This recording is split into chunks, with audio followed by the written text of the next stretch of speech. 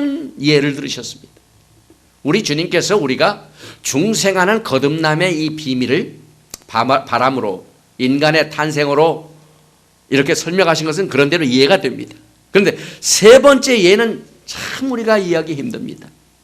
오늘 말씀을 보니까 14절에 주님께서 모세가 광야에서 뱀을 든 것 같이 인자도 들려야 하리니 이는 저를 믿는 자마다 영생을 얻게 하려 하심이라. 이게 무슨 말입니까? 모세가 광야에서 뱀을 든 것은 민수기 21장에 나옵니다. 그래서 우리들에게는 처음에 구약의 말씀을 잘 모르면 이게 무슨 뜻인지 잘 모릅니다. 니고데모는 구약의 말씀을 잘 알기 때문에 주님께서 모세가 광야에서 뱀을 든 것 같이 할 적에 바로 생각한 것이 과거에 이스라엘 백성들이 광야에서 하나님께 범죄함으로 말미암아 하나님으로부터 심판을 받고 그 다음에 벌을 받습니다. 징계를 받습니다. 그 징계를 받는 방법 중에 하나가 갑자기 하나님께서 불뱀을 풀어놓으셨습니다. 광야에 불순종했던 사람들이 그 불뱀에 물려가지고 다 죽게 되었습니다. 그런데 하나님께서 긍휼과 자비를 베풀어 주셔서 모세로 하여금 높은 장대에다 구리뱀으로 만들어가지고 그 장대에 구리뱀을 높이 올려서 그것을 바라보는 자는 다 살게 만들어 놓으셨습니다. 사람들이 생각할 적에 아니 내가 이렇게 죽게 되는데 그거 쳐다본다고 내가 어떻게 믿을 수가, 내가 어떻게 나을 수가 있는가. 불신하는 사람은 하나도 구원받지 못했습니다. 그러나 그 말씀을 그대로 순종하고 불뱀에 물려가지고 다 죽게 되었는데 장대 구리뱀으로 만든 그 모세가 올린 구리뱀을 본 사람은 다 살게 됐습니다. 이와 똑같은 내용으로 주님께서 설명을 하십니다.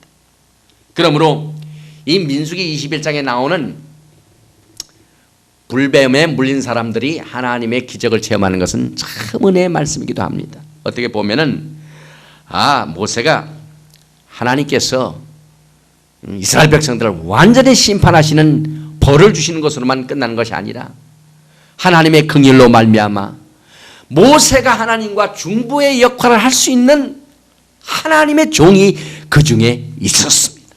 그래서 그 종을 통하여 해결책을 마련했습니다. 그런데 그 해결책을 만들어 놓으실 적에 구리뱀을 완전히 없애는 것도 아니었습니다.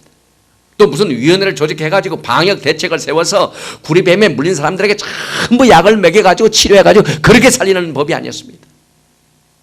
하나님의 방법은 그 높이 올린 장대에 구리뱀을 보는 사람은 살았습니다. 이게 뭡니까? 이것이 곧 예수 그리스도의 십자가의 들리심인 것입니다. 우리 주님께서 십자가에 높이 들리심으로 그것을 바라보는 자는 죄의 불범으로 물려서 죽게 된 모든 인생이 그 믿음으로 살게 되는 것입니다. 그래서 오늘 모세가 광야에서 뱀을 든 것 같이 인자도 들려야 하니니 이 들려야 하는 말은 첫째는 십자가의 죽으심이요, 둘째는 우리 주님께서 부활 승천하시고 난 뒤에 사람이 보는 가운데 그런 영광으로 승천하셨습니다.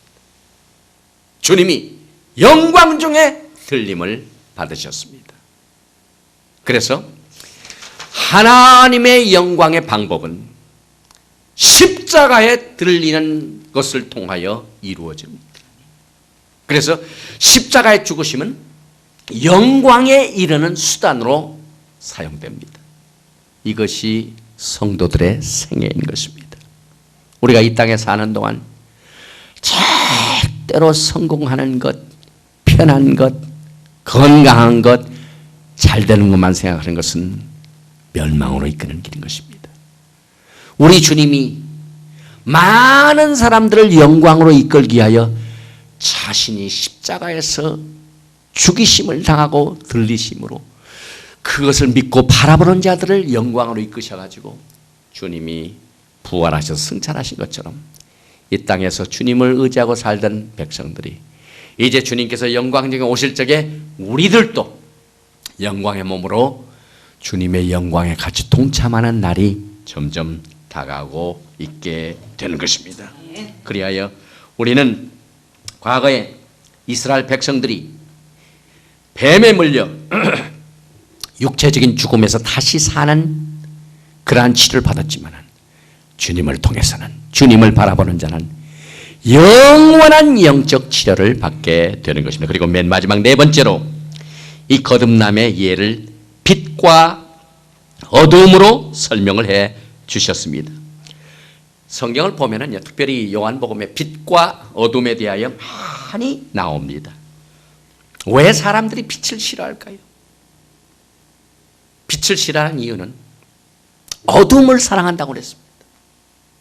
성경을 보면은요, 사람들이 왜 어두운 것을 그렇게 좋아하고 빛을 싫어할까? 참 우리가 이해가 안 됩니다. 그런데 이 빛에 오면은요, 우리 속에 있는 더러워진 모든 죄들이 다 나타납니다.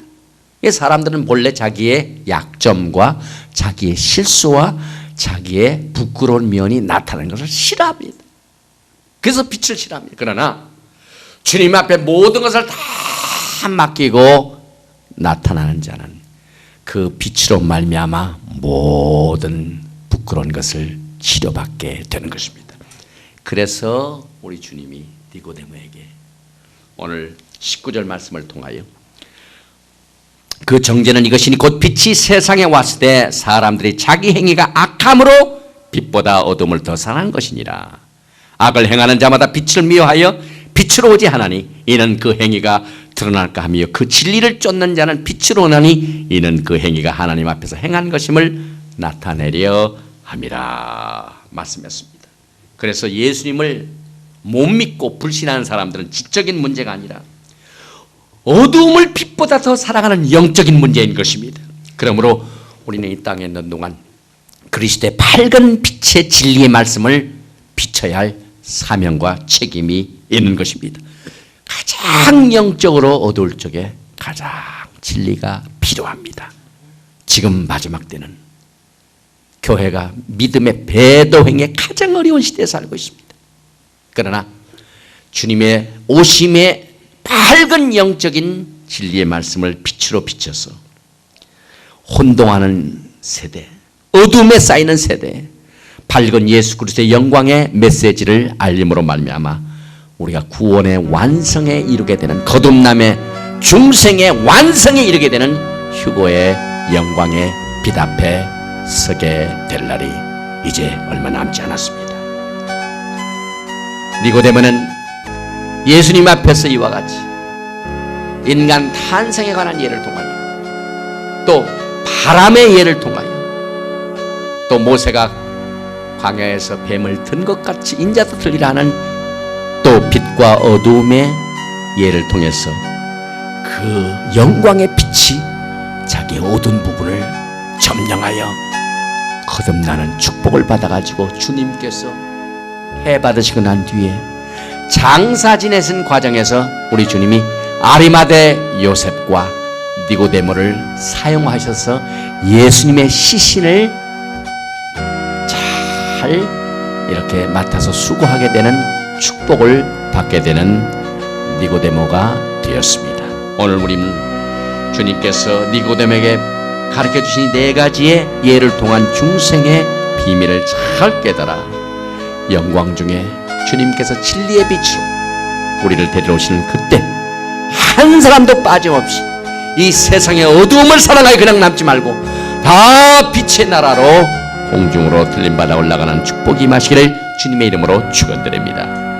거룩하신 아버지 하나님, 요한복음 3장에 참으로 우리에게 그렇게 중요한 거듭남의 비밀을 네 가지의 예로 니고데모에게 설명하신 주님의 설명을 통하여 우리의 무뎠던 마음, 냉랭한 마음, 또 차지도 않고 뜨겁지도 않은 미지근한 마음속에 뜨거운 성령의 역사와 말씀의 역사를 통하여 주님을 사랑하고 섬기고 기다리게 할 수 있도록 주님 인도해 주시니 감사합니다. 이 메시지를 듣는 자마다 거듭남의 확신과 믿음을 다시 한번 정리하게 도와주시고 주님 오시기 전까지 이 확신한 사느냐 죽느냐의 문제, 축복을 받느냐 저주를 받느냐 이 중요한 문제를 다시 한번 진리의 말씀으로 정립하여 그리스도의 생명에 동참하며 주님의 영광에 동참할 수 있도록 두 손들어 축복하여 주시옵소서.